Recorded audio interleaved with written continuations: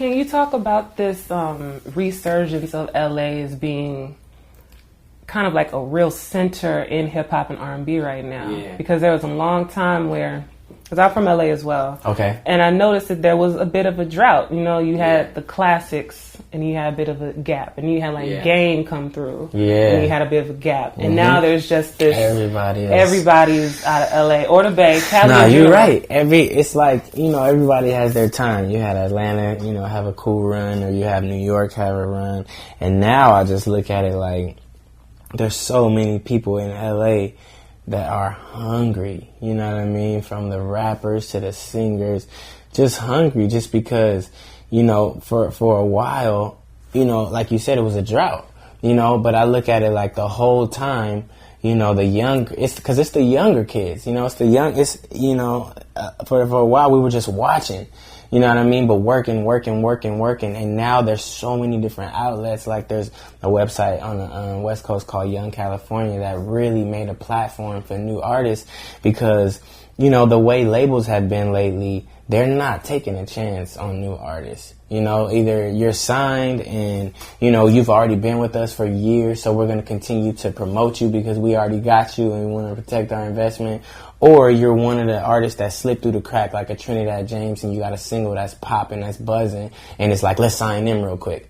But the in-between, like if you don't blow up on your own or you don't sell 500,000 singles on your own, the labels, they're just not paying attention to you. So, you know, thankful for Young California and websites like R&Bass, you know, like with the sound on the West and really giving us a platform so people are paying attention. And that's really all we needed, just a shot. You know, Dre co-signed Kendrick and gave him, you know, a dope boost. And, you know, Kendrick and the TDE family, everybody's sticking together. Then you got YG and Mustard's been taking over. And it's just dope because we all sticking together and doing music together and not being opposed to helping each other collab because we're all coming up at the same time. So if I called my homie Ty Dolla $ign or Kid Ink, who's literally my homie, you know, we look at it like, oh, that's E or that's Kid, you know. So when we hop on a record, that's the only features we can really get is our friends. So we're pumping each other up because we're working together and we can't get 2 Chainz on a song. You know, we don't have that budget. So it's like I can put my homeboy on it, but my homeboy's really talented. And at the end of the day,